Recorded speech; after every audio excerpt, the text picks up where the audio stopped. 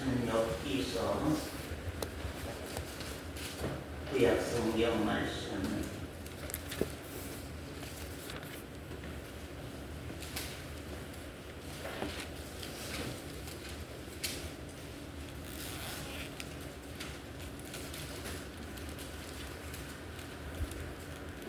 구약 성경 말씀 엽기서 1장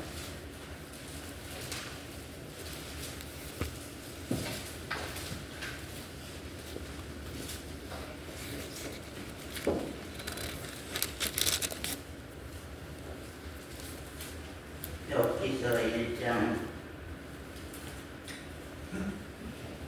1절에서 3절 말씀 봅니다. 우스 땅에 욥이라 이름하는 사람이 있었는데 그 사람은 순전하고 정직하여 하나님을 경외하며 악에서 떠난 자더라. 그 소생은 남자가 7이요 여자가 3이며 그 소산물은 양이 7천이요 약대가 3천이요 소가 500뼈이요 암나귀가 500이며 종도 많이 있었으니 이 사람은 동방 사람 중에 가장 큰 자라. 거기까지 우선 보시고요. 우리 13절부터 봅니다. 하루는 욥의 자녀들이 그 마병의 집에서 식물을 먹으며 포도주를 마실 때에 사자가 욥에게 와서 고하되 소는 밭을 갈고 나귀는 그 곁에서 풀을 먹는데 스바 사람이 갑자기 이르러 그것들을 빼앗고 칼로 종을 죽였나이다. 나만 홀로 피한고로 주인께 고하러 왔나이다. 그가 아직 말할 때에 또 한 사람이 와서 고하되 하나님의 불이 하늘에서 내려와서 양과 소를 살라 버렸나이다. 나만 홀로 피한고로 주인께 고하러 왔나이다. 그가 아직 말할 때에 또 한 사람이 와서 고하되 갈대아 사람이 3배를 지어 갑자기 약대에게 달려들어 그것을 빼앗으며 칼로 종을 죽였나이다. 나만 홀로 피한고로 주인께 고하러 왔나이다.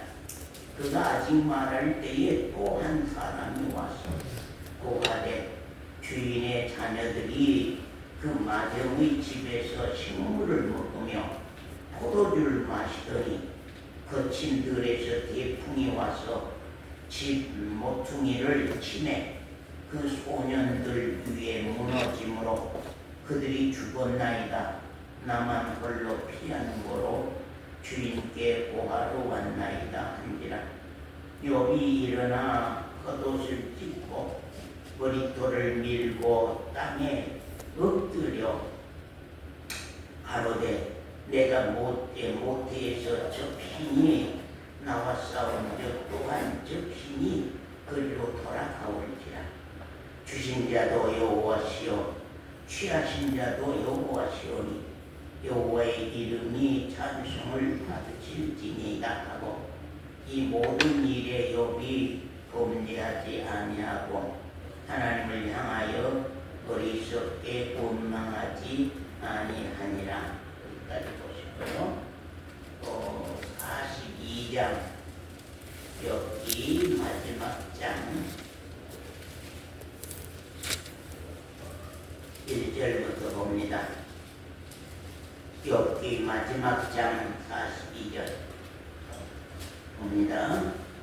욥이 여호와께 대답하여 가로되 주께서는 무소불능하시오며 무슨 경영이든지 못 이루실 것이 없는 줄 아오니 무지한 말로 이치를 가리우는 자가 누구입니까? 내가 스스로 깨달을 수 없는 일을 말하였고 스스로 알 수 없고 헤아리기 어려운 일을 말하였나이다. 내가 하겠사오니 주여 들으시고 내가 주께 묻겠사오니 주여 내게 알게 하옵소서. 내가 주께 대하여 귀로 듣기만 하였사더니 이제는 눈으로 주를 배웠나이다. 그러므로 내가 스스로 한하고 티끌과 재 가운데서 회개하나이다. 거기까지 말씀 놓습니다.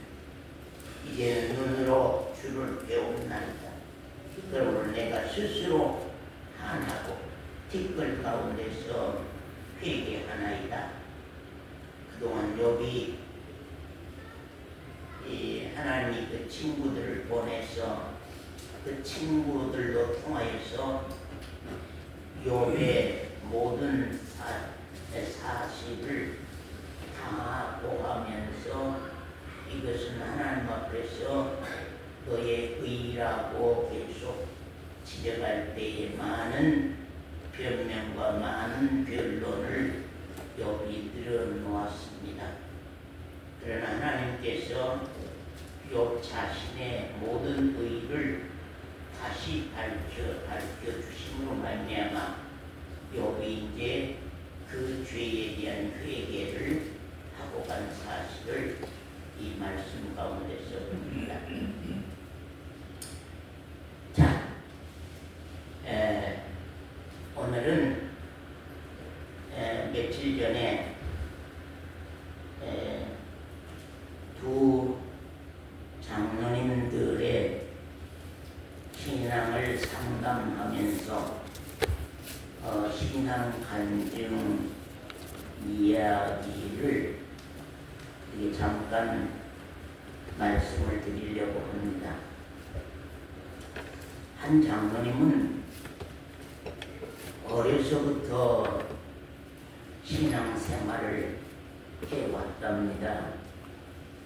부모와 함께 어려서부터 신앙을 쭉 해왔기 때문에 정말로 도중에 신앙을 떠나서 살 수 없는 그러한 환경 속에서 쭉 이렇게 자라왔다고 합니다. 그러면서 이제 장성해서 부모가 물려준 재산과 더불어서 자기 자신이 준비해 놓은 그런 내용을 가지고서 이제 큰 부자가 되어서 그야말로 모든 기계들을 대리적 이렇게 하는 큰 대리점을 하고 있는 분입니다. 지금도. 그렇기 때문에 교회 일이라고 하면은 다 자기가 책임지고 거의 다 자기가 교회 일을 이렇게 해결해 나가고 해나가고 또 목사님 차는 최고급 차로서 이렇게 사지렸고 또 목사님 대접은 자기가 일주일에 한 번씩 계속 이렇게 큰 대접을 하시면서 살아온 장로입니다. 또 많은 구제를 해서 많은 분들이 그 양반의 구제를 다 알고 있는 그런 아주 구제 사업을 많이 하는 그런 분입니다. 그런데 이제 그분이 이제 70은 아직 못 됐는데 그야말로 갑자기 젊은 동생이 죽었습니다. 젊은 동생이 한 사람이 이제 죽게 됐고 또 얼마 안 가서 자기 아들이 45살인가 보면 아들이 이제 암이 걸려서 죽었습니다. 그 동생 죽고 아들 죽으면서 신앙에 큰 낙심이 일어났습니다. 신앙에 큰 실망이 일어났습니다. 그러면서 하나님을 향하여서 원망이 시작됐다고 하는 것입니다.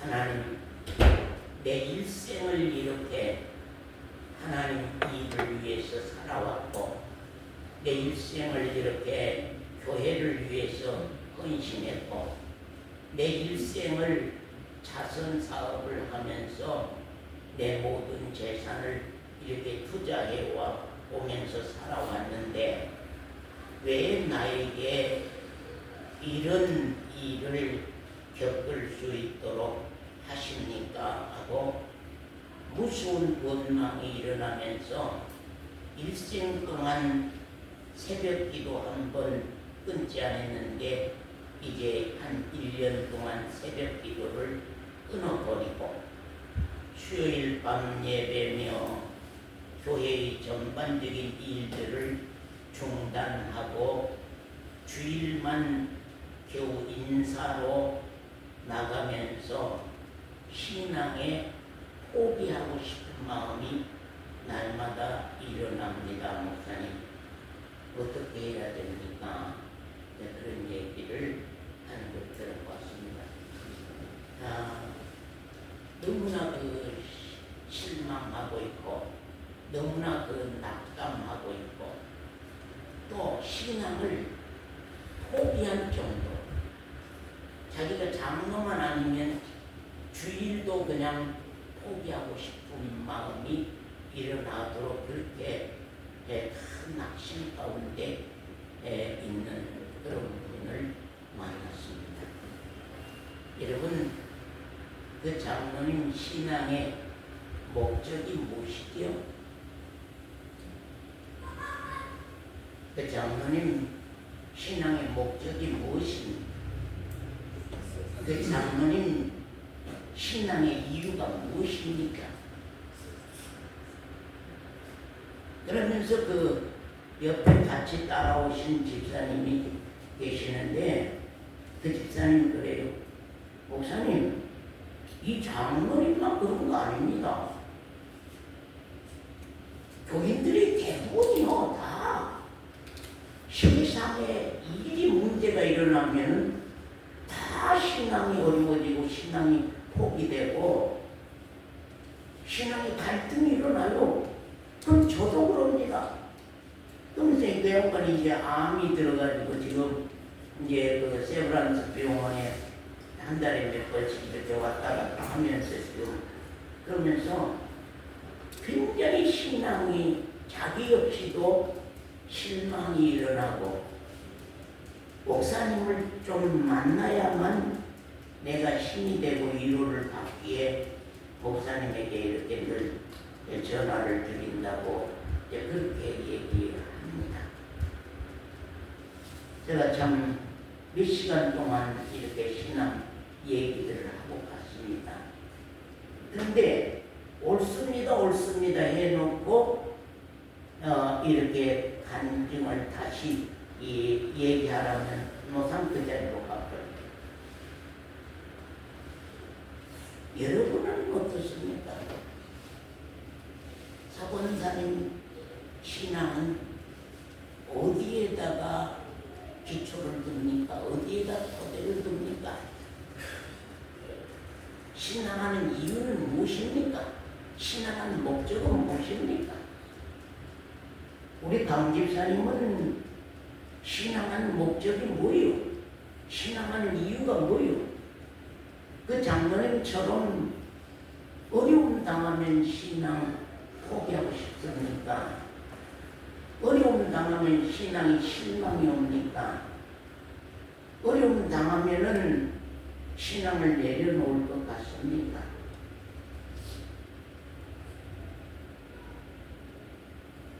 아하, 오늘날 교회들이 대부분 신앙하는 목적이 세상에 있구나. 세상 기복신앙의 토대를 두고 있구나. 거기에 예수 그리스도를 믿고 구원 얻어 하나님의 나라에 간다고 하는 것은 다 알고 있는데 그건 그냥 양념장. 밥상 받은 데 있어서 그냥 양념장으로 천국, 양념장으로 예수 믿으면 구원 얻는 법. 그런 내용은 하늘나라에 대한 내용은 양념장, 구원은 양념장에 속한 것이고 근본적인 신앙의 정말로 기초를 두고 신앙의 토대를 두고 있는 것이 세상 잘 되는 것이구나. 오늘 교회들이 다 신앙이 세상 잘 되는 것이 그 신앙의 토대를 두고 있구나 하는 것들을 참 발견하면서 많은 시간 그 장로님과 오래도록 얘기들을 한 사실이 있었습니다. 여러분 자신들은 어떻습니까? 그 장로님과 뜻을 달리하고 있습니까? 그 장로님과 신앙의 기본을 달리하고 있습니까? 그 장로님과 신앙의 기초를 달리하고 있습니까? 신앙은 영원한 생명 문제입니다. 기독교의 신앙은 영원한 생명 문제입니다.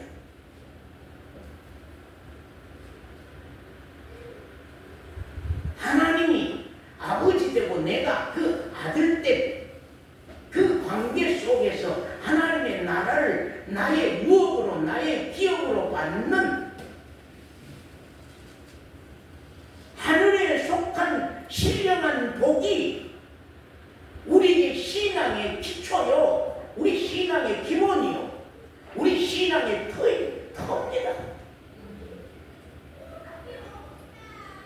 그 사실에 대한 믿음이 세워져 있다면은 세상이야 욕처럼 많은 것들을 쏟아부어 벗긴다고 할지라도 신앙 포기하지 아니하고 신앙 흐려지지 아니하는 것입니다.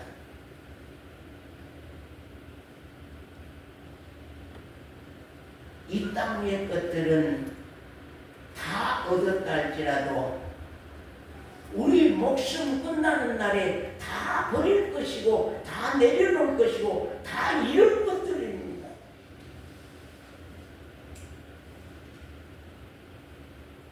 하늘의 영원한 것 때문에 영원한 것을 위해서 이 땅의 것들은 있다고 하는 사실입니다.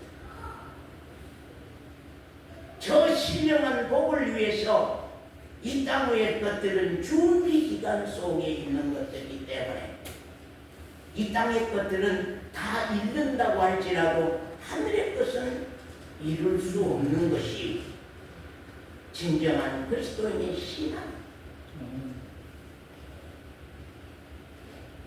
어제는 한 다른 장로님을 어제는 한 다른 장로님을 또 이제 만났습니다. 그 장로님은 학교 교장을 퇴직하고 이제 내가 할 일이 무엇이겠느냐 생각하고 있는데 내가 교회를 개척해야 되겠다 하고 자기 돈 21억을 들여서 교회를 세웠습니다. 우리 집 부근에 교회를 그분이 세웠습니다. 저를 알고 있었어요. 그래서 엘마오 교회 목사님 아닙니까? 제가 그 목사님 사택 주위의 교회에 제가 개척을 했습니다. 21억을 들여서 제가 교회를 세웠고 평생 수입을 교회에다 다 갖다 쏟아부었습니다. 그러나 많은 목사님들이 3-4분이 정말로 교인 20-30명씩 데리고 또 갈라져 나가고 또 2-3년씩 갈라져 나가고 그러므로 말미암아서 많은 마음의 상처를 입고 지금 있습니다. 참 이렇게 내 일생을 두고 내 재산을 다 들여서 쏟아 바쳤습니다. 주일날도 집사람이 교회 밥을 다 하고 자기하고 그 장로님하고 그 권사님하고 청소 다 하고 교회 다 섬기고 이제 이렇게 일을 하고 있습니다. 그런데 내가 과연 오늘 밤 죽으면은 하나님 앞에 설 수 있을런지 없을런지 그것이 참 답답합니다. 그것이 참 답답합니다. 이렇게 많은 재산을 들여서 많은 소유를 들여서 부재하고 목사님들 섬기고 교회 짓고 그렇게 해서 지금까지 이렇게 해왔는데 이제 내가 76살인데 이 자리에 와서 내가 과연 하나님의 나라에 들어갈 수 있을 것인가, 하나님의 보좌 앞에 들어갈 수 있을 것인가, 그것이 계속 의심돼서 힘들고 괴롭다고 하는 것입니다. 지금까지 이렇게 해나왔는데 나에게 하나님의 나라에 들어갈 믿음조차 내가 가지고 있지 못한다고 하면은 하나님은 내가 이렇게 바쳐서 사는 사람에게 어때서 내 마음 가운데 이러한 믿음조차 주시지 아니한지 모르겠습니다 하고 원망스러운 얘기들을 거기에 쭉 이루는 사실들을 우리가 참 보았습니다. 사랑하는 성도 여러분, 여러분은 무엇 때문에 신앙합니까? 무슨 이유 때문에 신앙합니까? 여러분요, 생명 없이도요, 구원받은 증거도 없이도요, 죄사함 받은 확증도 없이도요, 아주 그렇게들 일들을 잘하고 있어요. 일이 구원의 문제가 아니에요. 일이 천국 가는 비결이 아니에요. 어떤 많은 재산을 바쳐서 헌신하는 것이 하나님의 나라에 들어가는 길이 아니다니까요. 물론 받은 은혜가 있으면은 갚은 은혜로 살지만 그분들 얘기 들어보면 받은 은혜가 있어서 했다고 하는데 그 은혜들이 다 나 건강 지켜주시는 은혜, 우리 자식들 직장 좋은 직장 들어간 그 은혜, 나 사업 잘 풀리는 그 은혜, 세상 잘 되는 그 은혜 때문에 헌신하고 세상 잘 되는 그 은혜 때문에 봉사하고 세상 잘 사는 잘 풀리는 그 은혜 때문에 충성을 해온 것입니다.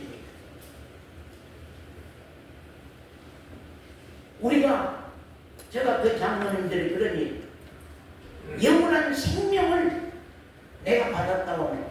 영원한 생명을 받은 확증이 있다면 하나님이 아버지 되고 내가 아들 된 그 관계적인 확증이, 확신이 내 안에 써 있다면, 그리스도가 내 안에 생명으로 사신 증거가 있다면, 그는 그 신령한 받은 은혜가 장로님을 어떻게 살게 했겠습니까? 신령한 그 받은 은혜가 장로님을 어떻게 살게 했겠습니까? 참 장로님들이 영원한 생명과 하나님의 아들 되는 권세와 하나님의 나를 유업으로 얻는 확신과 구원 얻은 확증이 하나님의 보좌 앞에 오늘 밤 죽어도 설 수 있다고 하는 그런 증거들을 가지고 그 신령한 받은 은혜로 이 헌신을 했다고 하면 하나님이 얼마나 박수치고 얼마나 오히려 하나님이 감사하고 감격했겠습니까? 그런데 이제 그렇게 살고 말년에 와서 이렇게 험난해지고 이렇게 외로워져 버리고 이렇게 갈 곳 없고 이렇게 쉴 곳 없는 신앙이 되어 있으니 그동안 신앙 잘못됐었습니다. 신앙 잘못하고 왔습니다. 길을 잘못 들었습니다. 길을 잘못 잡았습니다. 길잡이가 잘못됐었습니다. 길잡이가 잘못했어요.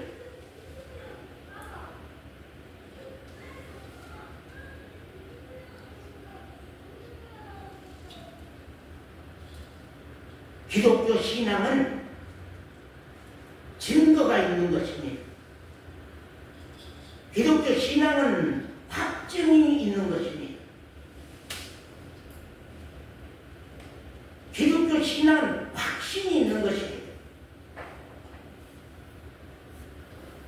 오늘 밤 하나님이 나를 부른다 할지라도 내가 하나님의 아들의 자격으로 하나님의 나라의 백성의 자격으로 하나님의 권속의 자격으로 하나님의 나라를 유업으로 얻을 수 있는 생명 가진 그리스도인으로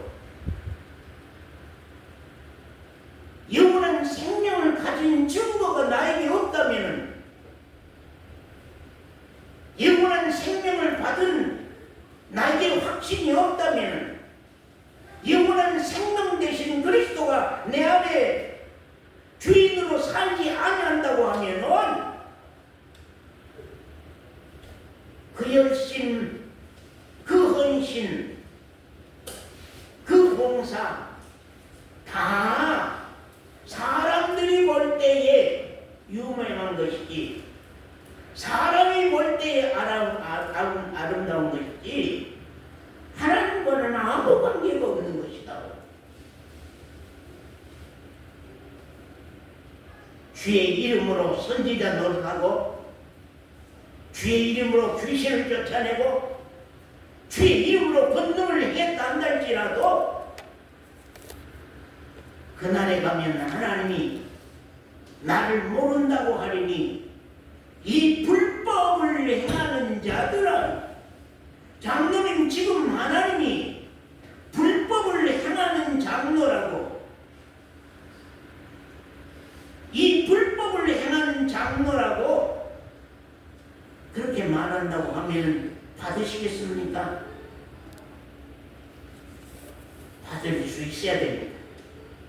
이제는 회개가 일어나야 됩니다. 욥의 회개가 일어나야 됩니다.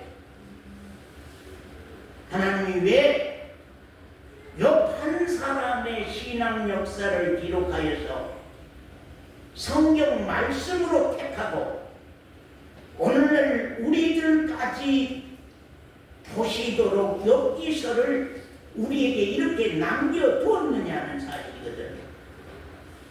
욥은 참 그리스도인들의 모델로 세웠습니다. 욥 한 사람의 일이 아니라, 욥기서는 욥 한 사람의 일이 아니라 욥기서는 바로 우리들이 겪고 가야 할 신앙의 모델이라고 하는 사실입니다. 아멘. 하나님은 참 그리스도인들을 어떻게 다루시며 하나님은 참 그리스도인들을 어떻게 다스려서 키워가는지를 우리가 욥기서로 통하여서 우리가 배우고 간다고 하는 것이 참 중요하다고 하는 사실입니다. 하나님은 우리 그리스도인들의 삶을 이 세상이 목적이 아니요, 이 세상의 행복이 목적이 아니라는 것을 누누이 수많은 말씀으로 증거하고 우리 앞에 하십니다. 하나님은 우리 인류의 창조자요 만물의 주관자이십니다. 오직 인류는 창조자 하나님의 의를 힘입어 살도록 하나님이 그렇게 하셨습니다. 아멘. 인류도 우리 인간도 하나님의 의를 입지 아니하고는 하나님의 의로 말미암아서 우리 인류가 창조됐고 이 세상 만물도 하나님의 의로 말미암아서 이 세상 모든 만물이 창조됐고 지금도 하나님의 의는 이 지구 땅덩어리에 있어서 비와 바람과 눈과 가지가지의 정말로 공기와 가지가지의 은혜의 의들을 입혀서 이 세상을 이렇게 이끌고 간 거거든. 더욱이 참 그리스도인에게는 세상에 속한 것의 모든 의를 하나님은 입히기를 원합니까? 벗기기를 원합니까? 참 그리스도인에게는 세상에 속한 것의 모든 것을 입히기를 원합니까? 벗기기를 원합니까? 참 그리스도인에게는 세상에 속한 모든 것의 의를 정말로 누리게 하기를 원합니까? 아니면 벗기기를 원합니까? 벗기기를 원하는 것입니다. 세상의 의는 벗겨야만 하늘의 의를 우리가 입구나. 바꾸는 과정이구나. 바꾸는 과정이구나. 나의 세상의 삶 속에서 이것 의 하나 벗기고 저것이 또 의가 되면 그것 의 하나 벗기고 또 이것이 의가 되면 그것 하나 벗기고 또 이것이 의가 되면 그것 하나 벗기고.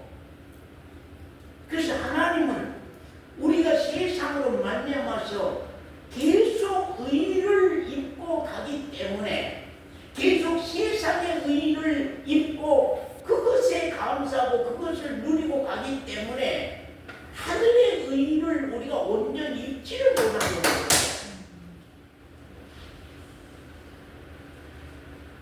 의를 입는다고 하는 말이 무슨 말이냐면, 자 보세요. 목사님, 그 양복 옷을 이렇게 한 번 입었는데, 그 양복 옷을 입었는데 어찌 그 위에다가 또 양복을 입힐 수 있겠습니까? 목사님, 이 새 양복을 입으시려면 그 큰 양복을 벗으십시오. 의를 입는다 말은 그런 의미와 같은 겁니다. 잘 들어보세요. 그런 의미와 같은 것. 그렇기 때문에 먼저 입고 있는 그 의를 벗고 새 의를 입으십시오. 그래서 우리 그리스도인들은 죽는 그날까지 세상 때를, 세상 의를 벗고 하늘의 의를 입는데, 돈이 그렇게 감사한 뒤 어떻게 그 의가 벗겨지겠어요? 세상 권력의 의가 그렇게 감격스러운데 어떻게 그 의를 벗겠어요? 참 그리스도인들에게는 세상에 속한 것에 모든 의를 벗기고 하나님 아버지의 의를 힘입고 믿고 살도록 하시기를 하나님은 기뻐하십니다.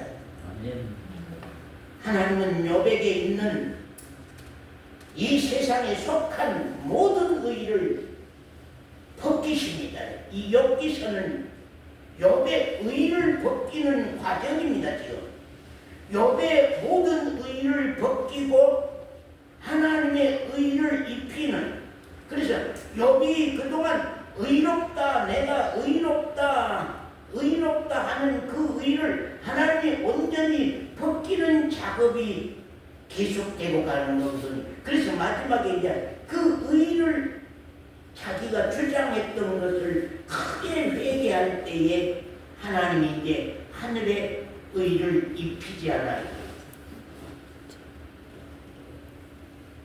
욥에게 세상에 있는 속한 모든 의를 벗기시고 오직 하나님의 의로 입히시는 과정이 욥기서라고 하는 사실입니다. 그렇기 때문에 우리가 참 이 말씀을 잘 보고 이해하고 우리가 신앙한다고 하는 것이 참 중요합니다. 참 여러분에게 오늘 말씀이 이해가 될는지 모르겠습니다. 차라리 요사이 만난 그 장로님들이 그래도요 결과가 참 앞으로 좋을란지 모르겠어요. 왜냐하면 이게 안 되고 안 풀려서 이제 결과에 가서 안 풀리니까 그동안 신앙했던 것에 대한 실망이 일어나고, 이 양반은 모든 재산을 들여서 이렇게 했었는데 구원의 확증도 없고 하나님의 나라에 들어갈 그런 확신 증거도 없어서 제일 낙심하고 있는 처지에 있는 거거든요. 그래서 지금 제가 몇 번 좀 만나보려고 지금 계속 시도를 하고 있습니다. 그런데 그 교회 가면 도로 그때가 묻어버리고, 교회 가면 도로 그때가 묻어버려. 왜? 교회의 물이 전부가 다 세상 복 받는 것이 은혜이기 때문에 그 은혜, 세상 복 받은 그 은혜로 말미암아 내가 헌신하는 일가 되는 거거든요. 예, 참 그렇습니다. 우리가 이제 욥의 의를 우리가 좀 말씀으로 통해서 벗겨봅시다. 그동안 욥이 동방에서 제일 다른 부자로 부귀를 누리고 살았습니다. 정말로 하나님이 이 욥에게 누리게 했던 복이요, 욥에게 누리게 했던 그 소유물입니다. 그런데 하나님이 이 욥의 소유물을 다 벗깁니다. 네. 하루아침에 동방에서 제일 가는 부자가,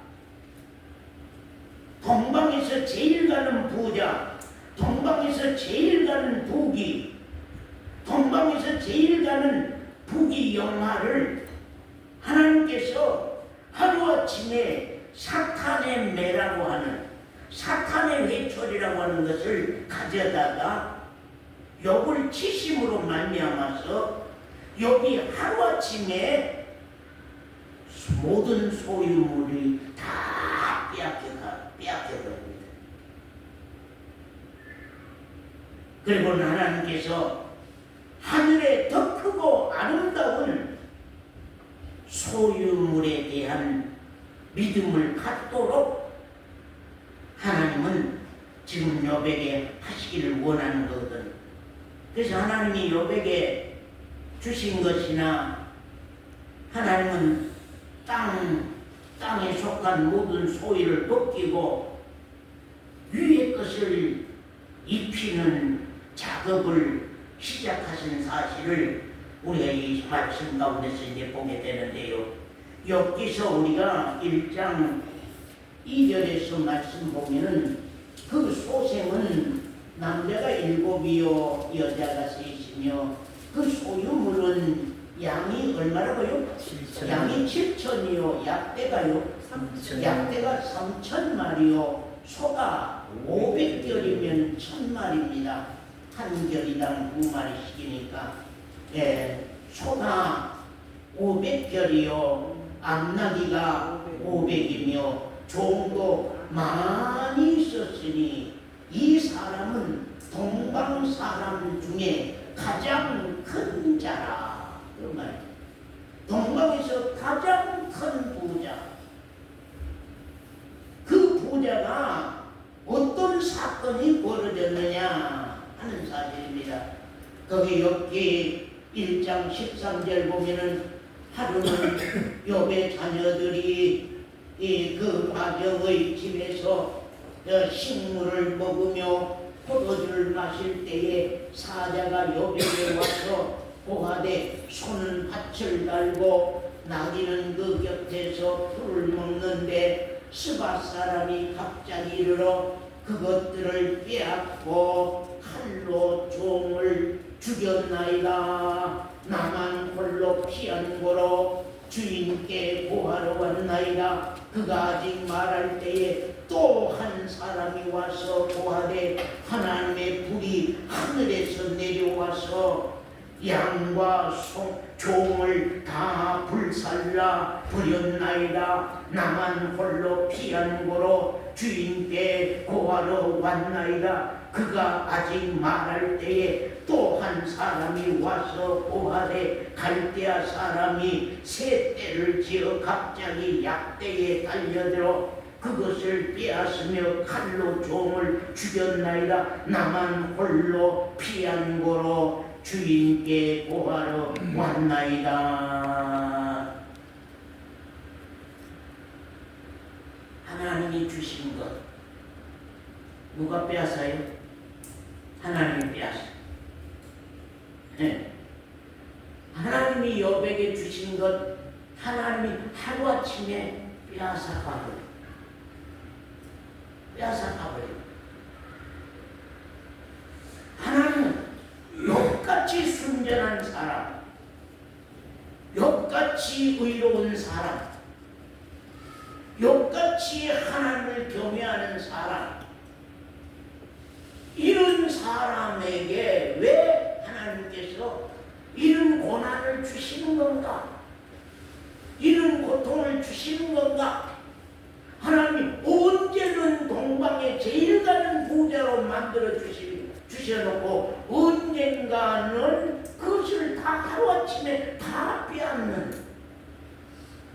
빼앗으니 그 한 장로님 나는 하나님 이해가 안 갑니다. 내가 하고 간 걸 다 아시지 않습니까? 내 그동안 소유를 얼마나 바쳐서 이렇게 일했는데 하나님이 어찌하여서 나에게 이러한 고통을 겪게 하십니까? 새벽 기도를 끊어버리고 모든 모임을 끊어버리고 주일만 겨우 장로라는 이름 때문에 당회 때문에 교회를 한번 왔다 간다.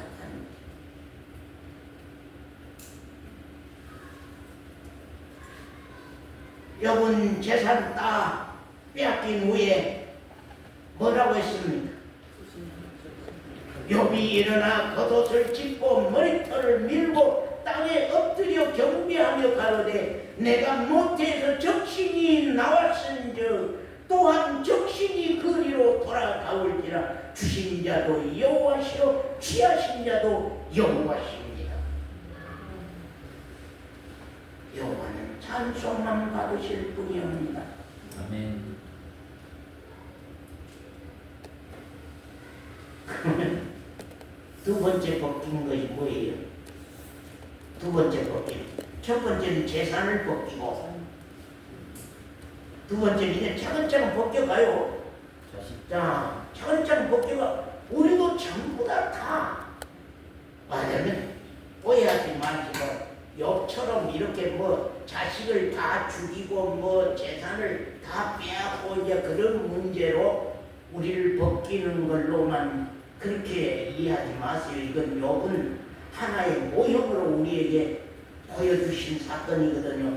그렇기 때문에 언젠가 우리가 가지고 있는 재산이라도 그건 내 것이 아니다. 이 내 자식들 요셉이 이거 내 자식 아니다. 요한 이거 내 자식 아니다. 이건 하나님의 것이다. 하나님이 잠시 나에게 이 자식을 맡겨둔 것이지 내 소유도 아니고 내 것도 아니다.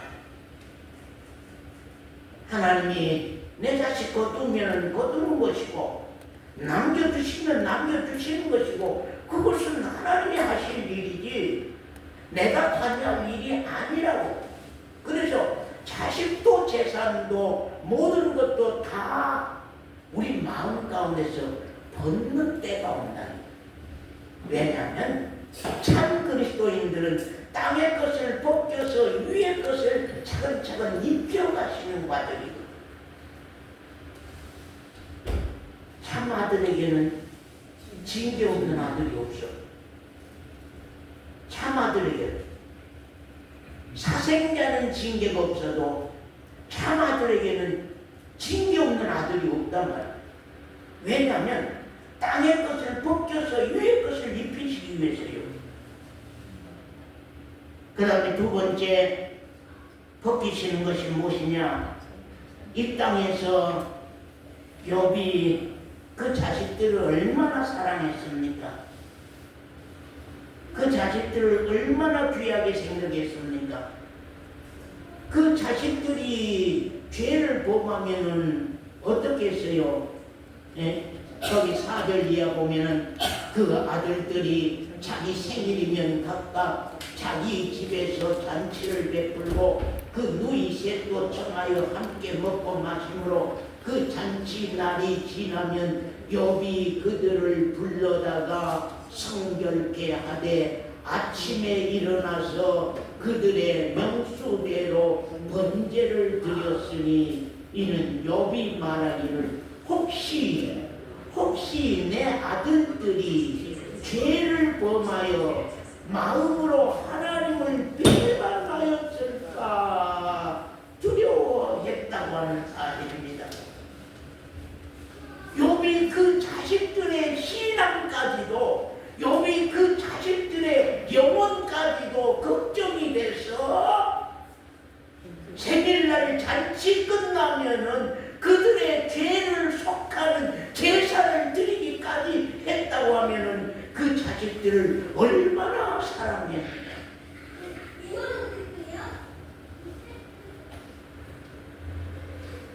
근데 서원장님 법격 그 자식을 법격을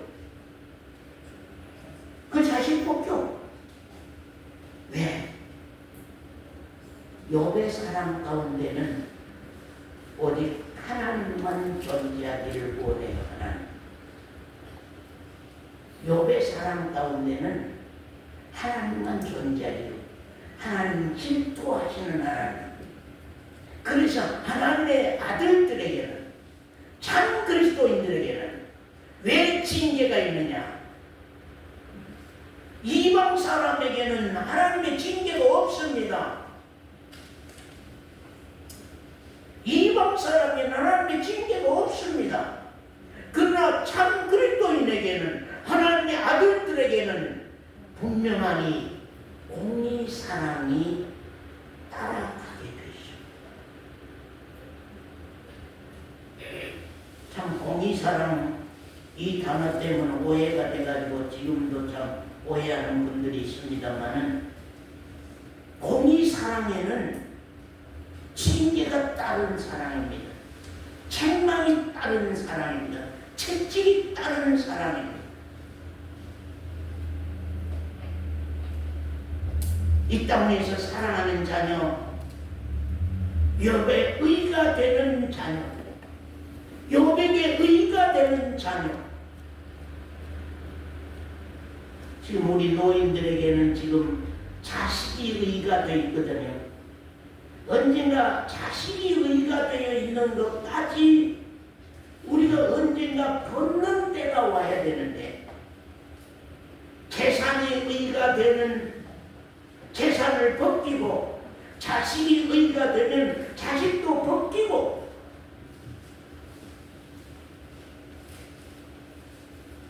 차근차근 하나 둘씩 벗겨가면은, 여러분 욥은 이제 어디까지 벗겠습니까? 욥이 어디까지 벗겠어요? 욥이 어디까지 벗겠어요? 예?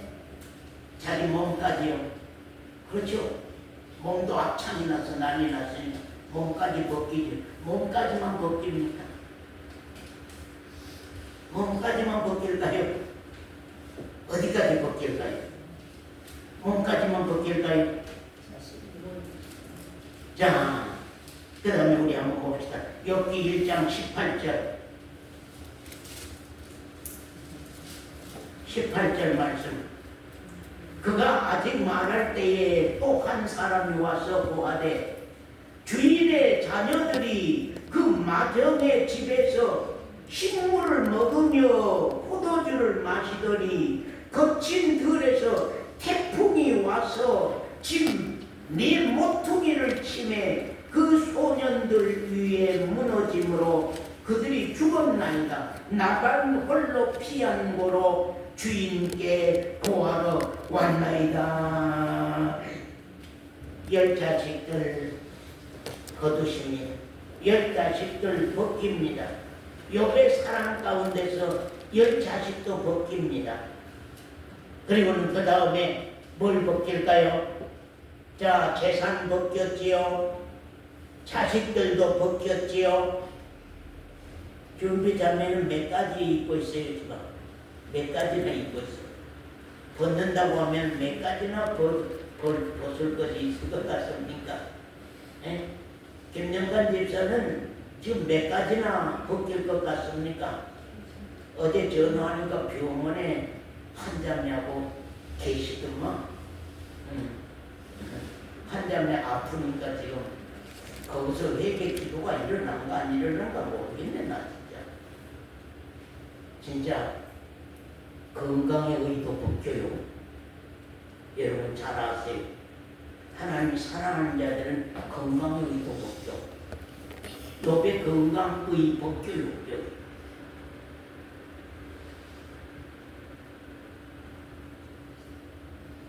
욥이 아끼고 사랑하는 몸 건강의까지 벗깁니다. 자, 욥기서 2장 4절에서 8절 말씀 서건사님 한번 읽어주세요. 사단이 여호와께 대답하여 가로되, 가죽으로 가죽을 바꾸오니 사람이 그 모든 소유물로 자기의 생명을 바꾸올지라. 이제 주의 손을 펴서 그의 뼈와 살을 치소서. 그리하시면 정령 대면하여 주를 욕하리이다. 여호와께서 사단에게 이르시되, 내가 그를 네 손에 붙이노라. 오직 그의 생명은 해하지 말지니라. 사단이 이에 여호와 앞에서 물러가서 욥을 쳐서 그 발바닥에서 정수리까지 악창이 나게 한지라. 욥이 제 가운데 앉아서 기와 조각을 가져다가 몸을 긁고 있더니 그 아내가 그에게 이르되, 당신이 그래도 자기의 순전을 굳게 지키느뇨. 하나님을 욕하고 죽으라. 됐습니다. 뭘 벗겨요? 욥 건강. 그렇게 건강했던 욥, 그 몸을 치십니다. 예. 그 몸을 의지하고 살았던 욥, 그 건강을 의지하고 살았던 욥, 그 몸을 치십니다. 재산을 쳤습니다. 자식을 쳤습니다. 욥의 건강을 쳤습니다. 그 다음에는 욥의 아내마저 욥을 떠납니다. 욥의 곁을 떠납니다. 욥의 아내마저 욥의 곁을 떠납니다. 그리고는 욥이 그렇게도 즐겁고 보람있게 했던 의로운 삶, 구제하는 일마저 하나님이 벗겨가십니다. 제가 어느 그 장로님 보고 그런 얘기, 장로님 구제 사업 많이 했다고 했죠. 그것 때문에 얼마나 보람이 있었습니까? 그것 때문에 얼마나 장로님을 즐겁게 했습니까? 그것 때문에 얼마나 많은 박수를 받았습니까? 하나님이 그 의도 불필요한지 모릅니다. 사람이 볼 때는 그것이 구제고, 사람이 볼 때는 그것이 선한 일이고, 사람이 볼 때는 그것이 그렇지만, 장로님을 즐겁게 하는 그 구제 사업의 의가, 장로님을 보람되게 하는 그 구제 사업의 의가 당신의 자랑이 되고, 그건 또 나한테 자랑을 많이 했습니다. 그건 누구 뭐 어디 얼마를 도와주고 어디 교회 얼마를 한 번에 뭐 봉투로 어떻게 갖고 하니까 그냥 몰라가지고 그 뒤에 막 그냥 연락이 와갖고 이렇게 했다느니 막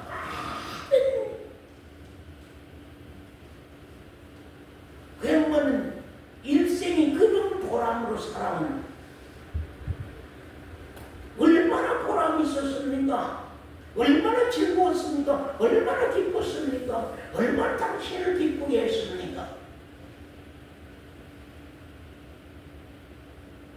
하나님보다도 더 자기를 기쁘게 했다고.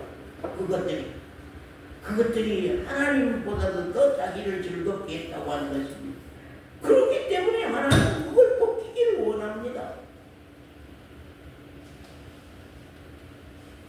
그걸 벗기기를 원합니다. 우리가 욥기 31장 2절에서 40절 보면 욥의 삶은 그 자체가 의로운 삶을 살았습니다. 욥기서 31장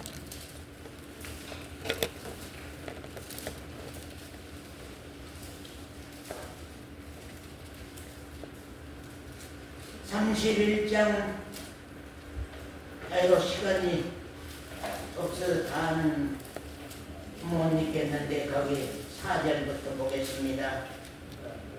그가 내 길을 감찰하지 아니하시느냐, 내 걸음을 다 세지 아니하시느냐. 언제 나의 행위가 허탄하였으며 내 발이 내 배율에 빨랐던가. 그리하였으면 내가 공평한 저울에 달려서 하나님이 나의 정직함을 아시게 되기를 원하노라. 언제 내 걸음이 길에서 떠났던가, 내 마음이 내 눈을 따라갔던가, 내 손에 더러운 것이 묻혔던가. 한 번도 그런 일 없다. 그리하였으면 나의 심은 것을 타인이 먹으며 나의 소산이 뿌리까지 뽑히는 것이 마땅하였으나, 언제 내 마음이 여인에게 유혹을 받아서 이웃의 문을 엿보아 기다렸던가. 여자에게도 깨끗하고 재산도 깨끗이 이렇게 했고 이 모든 사람들에게도 이렇게 정직하게 했고, 그 다음에 10절에 보면 그리하였으면 내 처가 타인의 매를 돌리며 타인이 더불어 동침하는 것이 마땅하니라. 이는 중죄라. 재판장에게 벌 받을 악이요 멸망하도록 사르는 불이라. 나의 모든 소사를 뿌리까지 없이 할 것이니라. 남종이나 여종이 나로 더불어 쟁변할 때에 내가 언제 그 사정을 멸시하였던가. 종들에게도 잘하고 뭐 거기 쭉 읽어보면 아버들에게 고아들에게 그야말로 좋은 일은 욥이 세상에서 다 하고 갔거든요. 온전히 끝까지 읽어보면 욥이 얼마나 선한 사업을 많이 하고 욥이 얼마나 선한 일을 많이 했는지 몰라요. 그렇기 때문에 하나님은 그 의로운 그 생활마저도 하나님이 벗기기를 원합니다.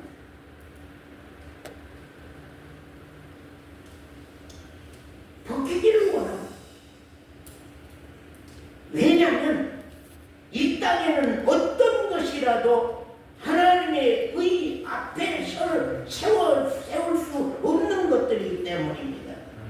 오직 여호와 하나님의 의와 예수 그리스도의 의만이 우리를 하나님의 나라로 옮길 수 있는 신앙의 기본이요 기초이기 때문입니다. 아멘.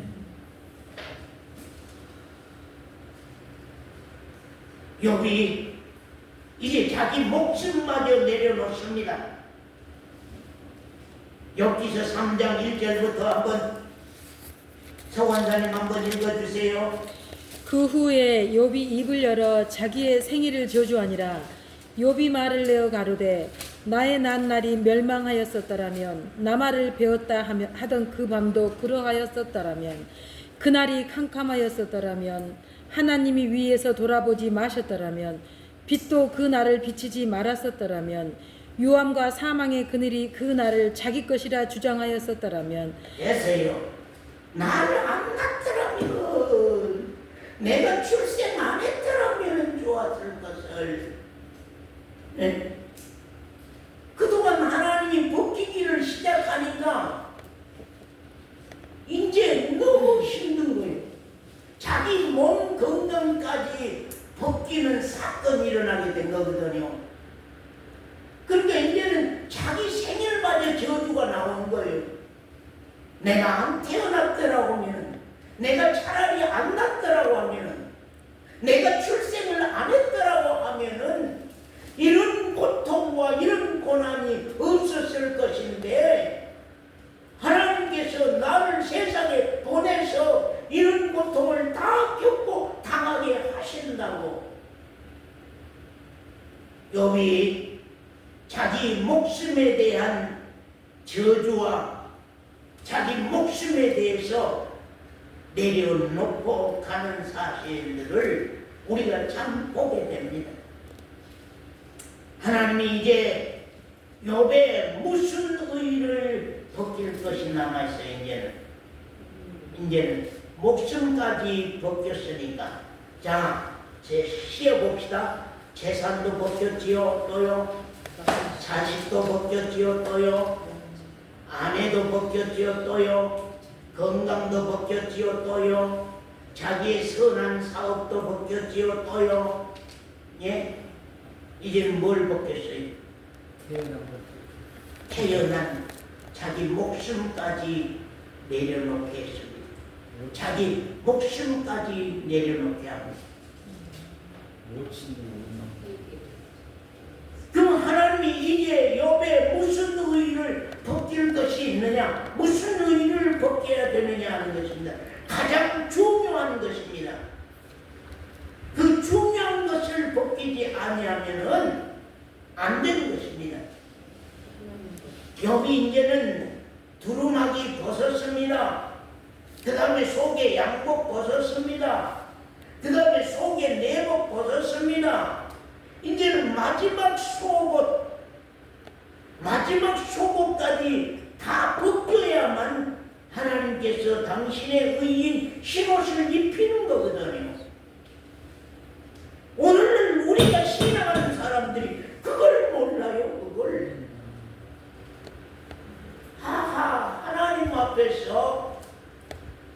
하나님 앞에서 의가 되는 것들을 몰라.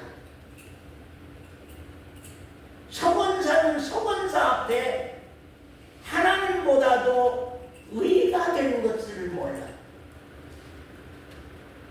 언젠가 우리 심령 가운데서 그 의가 내려놔지는 때가 와야 된다는 거.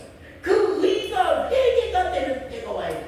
그 의가 내려놔지고 그 의가 회개가 되는 때가 와야 된다는 거. 아, 재산도 아니구나. 아, 재산도 아니구나. 하늘나라에 가는 길은 재산도 아니구나. 내가 누려야 할 것은 재산도 아니구나. 자녀도 아니구나. 아내도 아니구나. 내가 좋은 일 많이 하는 것도 아니구나. 아이고, 내 목숨도 내려놔야 되겠구나. 하나님 부르시면 부르시고 그의 건강도 내려놔줘야 돼. 이제는 우리의 건강도 내려놔줘야 됩니다. 차원사의 건강도 이제 그 건강 염려도 내려놔지. 주비 참회의 건강도 이제는 걱정할 것 없이 내려놔줘야 됩니다.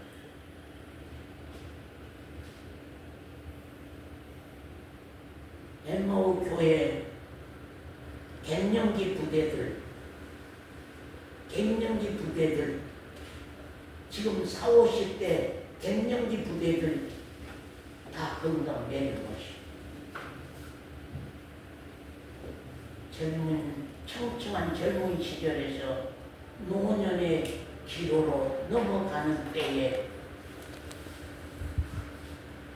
나에게 다가오는 모든 질병들은 우리의 나약하고 미천함을 발견하고 알고 여호와 하나님의 의 앞에 나의 모든 것을 맡기고 나갈 수 있는 길을 하나님이 우리에게 지금 제시하고 있는 거거든요. 다 작은 나약함을 알게 하고 연약함을 알게 하고 병든 걸 알게 하고 나도 오늘 밤에라도 하나님이 부르면 가시게 되는구나 하는 걸 알게 하는 거거든요.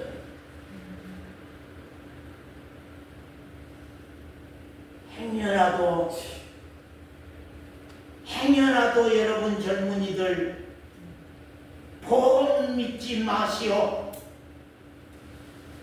보험 믿지 마시오. 보험이 건강 책임져 주는 거 아닙니다. 보험이 건강을 지켜주는 거 아닙니다. 보험 의지하지 마시오.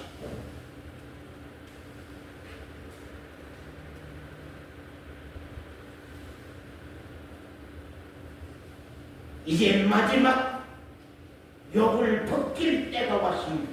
벗길 의가 있습니다. 신앙생활의 의입니다. 신앙생활. 그러면 욥은 그동안 신앙이 무슨 의로 살아왔겠어요? 우리 신앙이요. 자 보세요. 신앙이 율법에서 복음으로, 율법 신앙에서 복음 신앙으로 이렇게 신앙인데 바꿔지는 때가 아주 큰 거거든요. 엠마오 교회에 있다고 해서 지금 복음 아래에 있는 거 아니에요. 엠마오 교회를 나오고 있으면서도 아직도 율법에 그대로 살아가고 있어요. 난 그걸 많이 봐요. 거의가 이게 보는 겁니다. 이게 보는 거예요. 왜 그걸 못해 이걸 해야 되고 왜 그건 저렇게 해야 되고 전부 다 법 안에 있는 신앙으로 언젠가 은혜가 나를 격동시키는 때가 와서 일하면 얼마나 아름다울까요? 은혜가 나의 심령을 격동시켜서 나로 하고 가게 한다면, 성령이 나를 이끌고 가면서 하고 가게 한다면 얼마나 아름다워. 그 장면은 그렇다. 성령님이 이렇게 했기 때문에 우리 교회는 항상 모든 것이 성령이 하게 했다고, 성령이 하게 한다고 그럽니다. 그것도 당신도 다 성령이 하게 해서 했다, 성령이 하고 가게 해서 했다고 그렇게 말을 해요. 권사님, 장로님, 성령은 언제부터 역사합니까? 성령은 언제부터 손댑니까? 성령은 언제부터 시작합니까?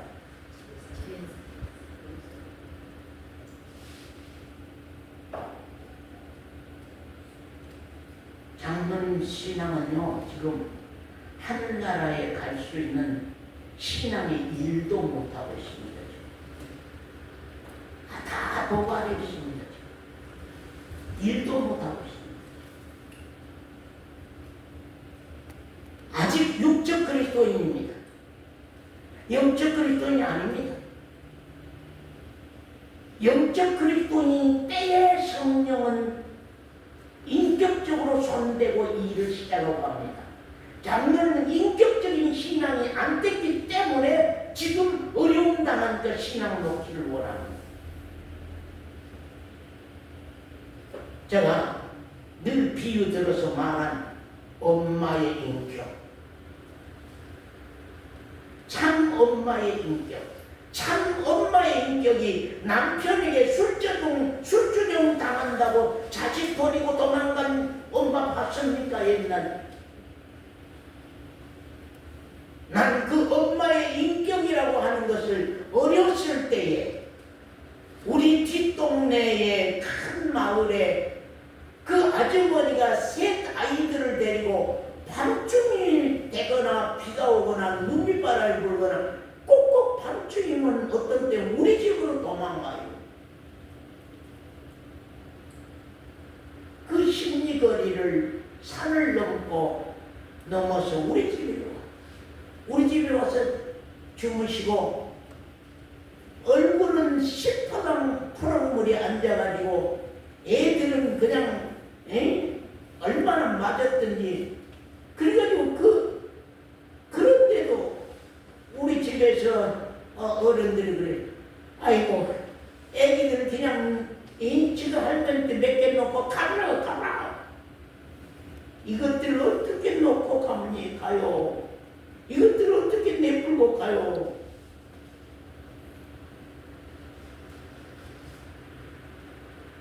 인격이라고 하는 것이 무엇이냐고요. 인격이라고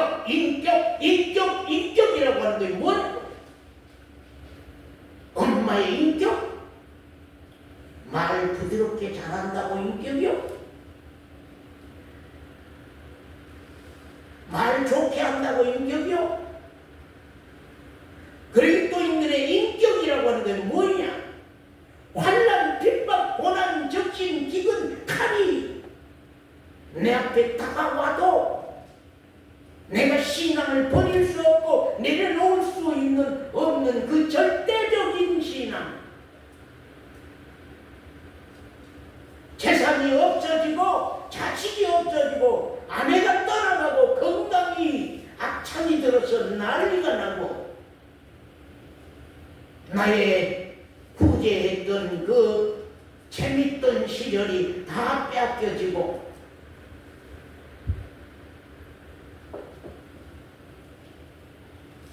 마지막 내 신앙마저 회개가 돼요. 내 신앙마저 회개. 여러분 물어봅시다. 하나님 앞에 하나님 보신 가장 큰 죄가 뭐예요? 물론 많은 죄가 있지만 그 죄 때문에 망하는 거예요. 그 죄가 뭔데? 무슨 죄예요? 예? 그 죄가 싸움하는 죄요, 욕하는 죄요, 살인하는 죄요, 간음하는 죄요. 성경에 신앙인들이 간음 안 했나요? 성경에 신앙인들이 도둑질 안 했나요? 성경에 신앙인들이 살인 안 했나요?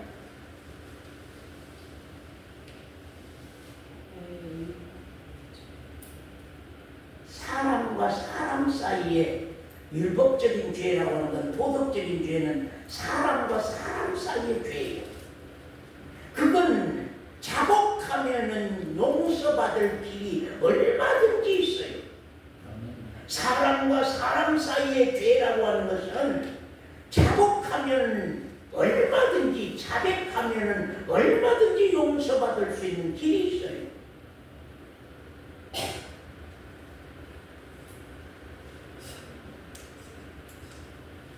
가장 크게 회개할 때 뭐예요? 여러분, 여기요. 말씀에는 그렇게 안 나왔지만 다 읽어보면 나와요. 여기요. 다 땅의 것 의로 영광을 누리고 살아왔어요. 땅의 것의 의로. 이 주보가 이게 성경이 기가 나오거든요. 하나님이 말씀하신 근본적인 우상. 에베소 5장 5절에 너희도 이것을 정령히 알거니와 음행하는 자나 더러운 자나 탐하는 자 곧 우상 숭배자는 다 그리스도와 하나님의 나라의 기업을 얻지 못하리니. 또 골로새 3장 5절은 땅에 있는 지체를 죽이라. 악한 정욕과 탐심이니 탐심은 우상 숭배니라. 탐욕, 탐심. 하나님은 이 의를, 이 우상을, 그럼 나에게 우상은 지금 이 여백의 우상이 무엇들이냐고 말이에요. 여백의 우상이 지금 다 벗기는 것들이 우상이 되어 있거든요. 네. 여백의 우상은 지금 이 6, 7가지 벗기는 것들이 전부 우상이 되어 있어요.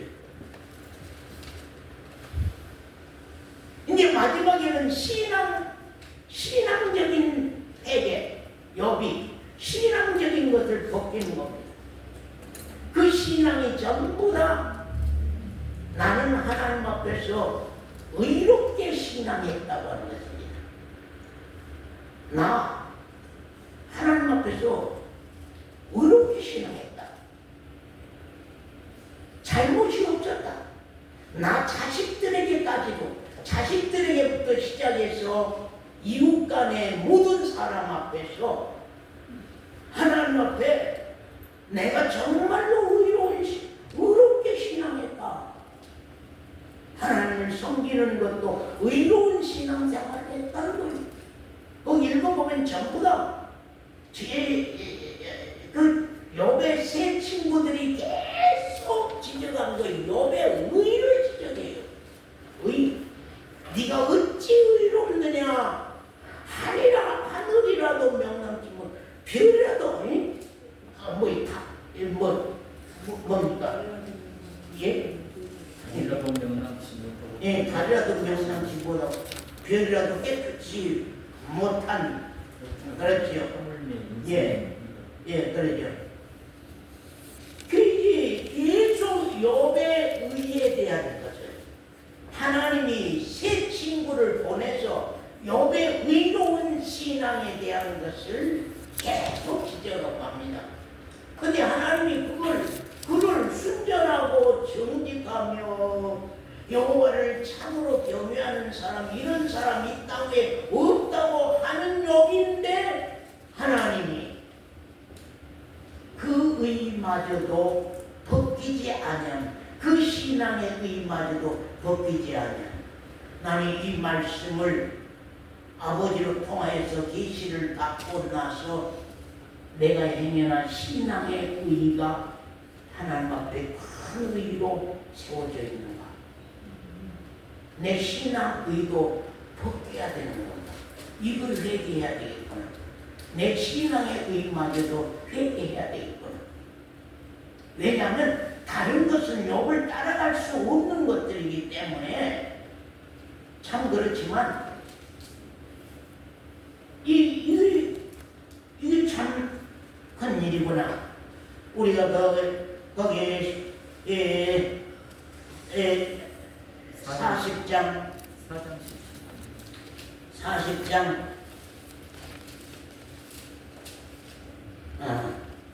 욥기서 40장 1절에서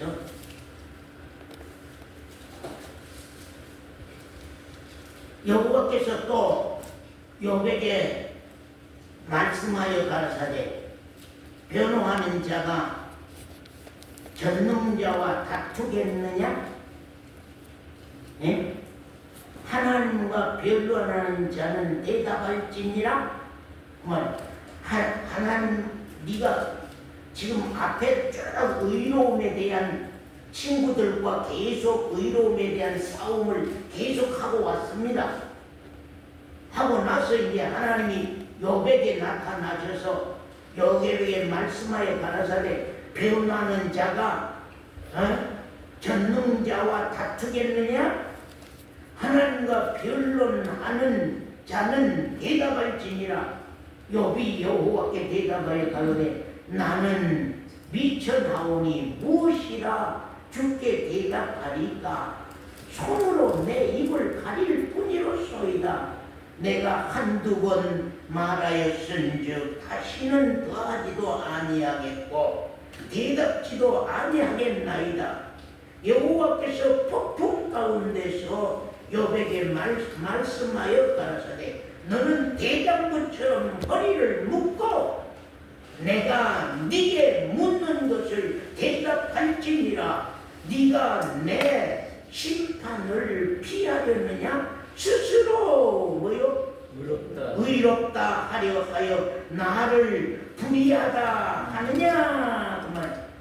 참 재밌습니다. 자, 제가 기도 가운데 내용인데요. 자, 보세요. 여러분 보세요. 욥이 자기를 주운되게 하면, 욥이 자기를 의롭다 하면 하나님은요 불의하죠. 불의한 분이요. 우리가 왜 죄인이라고 하느냐? 언제나 반대요.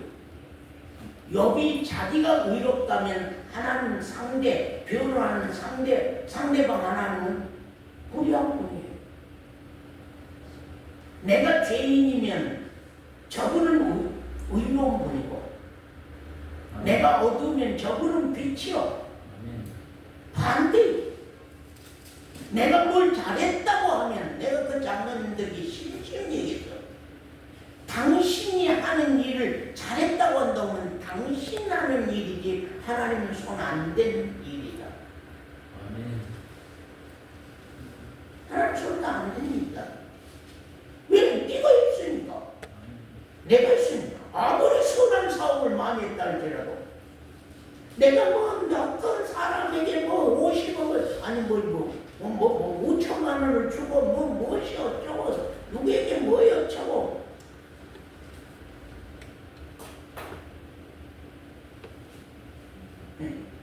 난리. 그렇기 때문에 욥이 자신이 의롭다고 하니 하나님 그럼 불의하지. 하나님 불의하지. 네가 불의하다 하면은 하나님은 의로운 분이지만 너는 네 하는 일을 다 의롭다고 했으니 하나님이 의롭냐고 말이야. 불의하지. 그러면 하나님이 의롭냐? 불의하지. 그런데 우리가 항상 죄인의 자리에 있다고 하는 우리 심령이 죄인의 자리에 있을 때만이 예수 그리스도는 구원의 주로 우뚝 서게 되는 거거든요. 아멘. 예, 구원의 주로 우뚝 서게 되는 거거든요. 또 거기 욥기서 42장 1절부터 보고 마치겠습니다. 욥이 여호와께 대답하여 가로되 주께서는 무소불능하시오며 무슨 경영이든지 못 이루실 것이 없는 줄 아오니 무지한 말로 이치를 가리우는 자가 누구이니까? 내가 스스로 깨달을 수 없는 일을 말하였고 스스로 알 수 없고 헤아리기 어려운 일을 말하였나이다. 이제 회개하는 말들이죠. 지금 하나님 앞에서 회개하는 말들이 시작됩니다. 내가 말하겠사오니 주여 들으시고 내가 주께 묻겠사오니 주여 내게 알게 하옵소서. 내가 주께 대하여 귀로 쌓더니 이제는 눈으로 주를 배웠나이다. 그러므로 내가 스스로 한하고 티끌과 재 가운데서 회개하나이다. 무엇에 대한 회개? 의롭다고 하는 것에 대한 회개. 의롭다고 하는 것에 대한 회개. 그래서 이제 하나님이 욥에게 이제 다 벗겼습니다. 두루마기, 양복, 속내기, 속옷까지 다 벗기고 이제는 하나님의 흰옷으로 입히는 것이 그리스도인입니다. 그래서 우리가 회개가 왜 회개 우리가 평생 회개 그러느냐 말이에요. 그래서 이 땅 위의 것들이 자꾸 우리의 의가 돼. 이민숙에게 자꾸 남편이 의가 되고 자식이 의가 되고 돈이 의가 되고 보험이 의가 되고 논밭이 의가 되고 세상 모든 것들이 다 의가 돼. 그 의심 믿고 그런 의심 믿고 살아온단 말이야. 그래서 믿음이라고 하는 것은 하나님을 의지한다, 하나님께 맡긴다, 하나님께 주권을 넘겨드린다고 하는 것이 믿음의 뜻이라고 했잖아요. 하나님을 의지해야 할 신앙이 돈이 주권입니다. 하나님께 맡기고 살아야 하는데 보험에다가 맡기고, 예? 하나님께 주권을 넘겨드리고 살아야 할 내용들이 이것들이 전부 다 주권자가 돼가지고 그것들이 다 그것들 배경으로 그것들 힘입고 사는 거예요. 지금 나 젊은 분들 보면 다 보험 믿고 살아. 보험이 신이요. 보험 믿고 사는 거예요. 보험 들어놨는가? 어디가 아프다? 보험 들어놨어? 자네? 어디 발가락이 아프다? 보험 들어놨어? 어깨가 아프다? 보험 들어놨어? 하나님이 지금 욥에게서 그거 다 벗기자. 재산도 자식도 건강도 아내도 자기 의롭게 생활했던 모든 삶도 신앙도 다 벗기고 이제는